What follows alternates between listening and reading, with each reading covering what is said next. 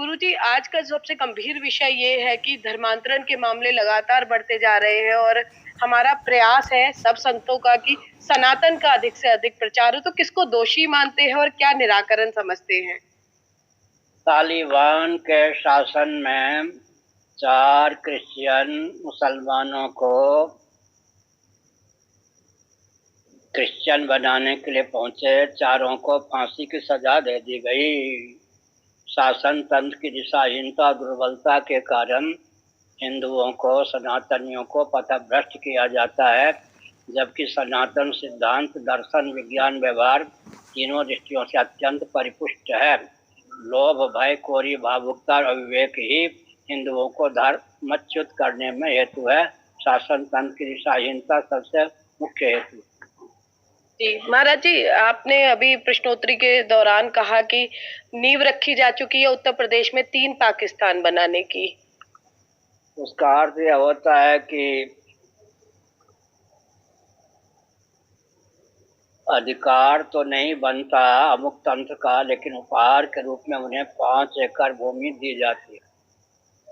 न्यायालय की भाषा ऐसी नहीं होती तो राजनेता की भाषा होती है। तो 5 एकड़ भूमि अयोध्या से 25 किलोमीटर दूर दी गई है। अब उसी की पुनरावृत्ति हो जाएगी। मथुरा को लेकर भी, काशी को लेकर भी 5-5 एकड़ भूमि तीनों जगह उनको मिल जाएगी। अधिकार न होने पर भी उपहार के रूप में उसका उपयोग वो क्या करेंगे।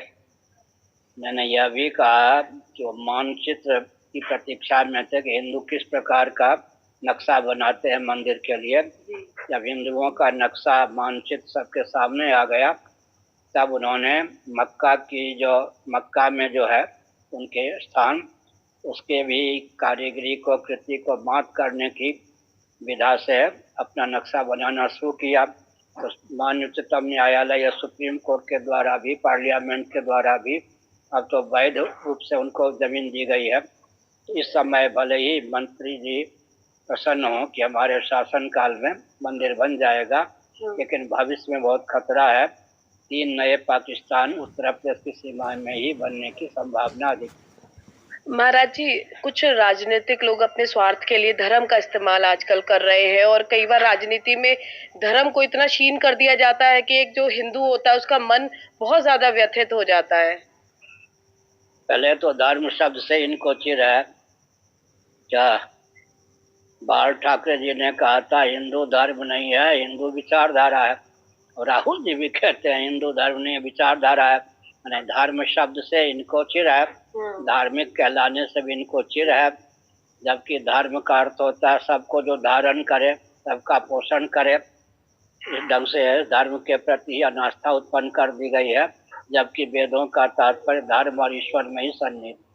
महाराज जी, फरीदाबाद मैंने एक संकेत किया प्रवचन में, किसी भी वस्तु की सत्ता और उपयोगिता जिस पर निर्भर है उसी का नाम धर्म है। प्यासा व्यक्ति पानी क्यों पीना चाहता है? पानी प्यास को शांत करेगी, पुष्टि प्रदान, पानी प्यास को शांत करेगा, पुष्टि प्रदान करेगा। तो प्यासे व्यक्ति की पानी पीने में प्रीति प्रवृत्ति यही इसलिए होती है कि पानी अपने गुणधर्म का त्याग नहीं करेगा। सर्दी में ठिठुरता हुआ व्यक्ति अग्नि प्रज्वलित तो उसके पास क्यों बैठता है? आग उष्णता को प्रदान करेगी, प्रकाश को प्रदान करेगी। जीवित रहने की इच्छा रहने पर भी हाथ क्यों नहीं डालता? आग जलाए बिना नहीं रहेगी। अर्थात व्यक्ति की, प्राणियों की प्रवृत्ति निवृत्ति का नाम, प्रवृत्ति और निवृत्ति का नियामक ये धर्म है। धर्म विहीन कोई वस्तु अपनी सत्ता और उपयोगिता को सिद्ध कर ले संभव नहीं। हमारे आपके जीवन में अगर आंख, कान ये सब अपने धर्म को त्याग दें तो हम क्या हो जाएंगे? अंधे बहरे हो जाएंगे। इसलिए केवल विडंबना है, कोरी कल्पना है। धर्म शब्द के प्रति जो अनास्था उत्पन्न कर दी गई है, देश का दुर्भाग्य है यह।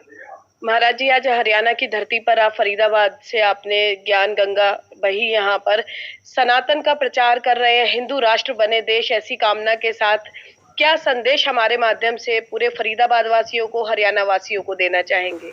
सुसंस्कृत, सुशिक्षित, सुरक्षित, संपन्न, सेवा परायण, स्वस्थ, सर्वहितप्रद व्यक्ति और समाज की संरचना में हम अपनी भूमिका, सहभागिता का परिचय दें। अन्यों के हित का ध्यान रखते हुए हिंदुओं का अस्तित्व राजक की रक्षा, देश की सुरक्षा के लिए कटिबद्धता का परिचय दें। एक हिंदू अपने परिवार से आस्थापूर्वक 1 रुपया 1 घंटा रोज निकाले, उस रुपये का उस समय का उपयोग अपने क्षेत्र को बुलंद करने में, हर प्रकार से उन्नत करने में लगावे, केवल शासन तंत्र के भरोसे न रहे।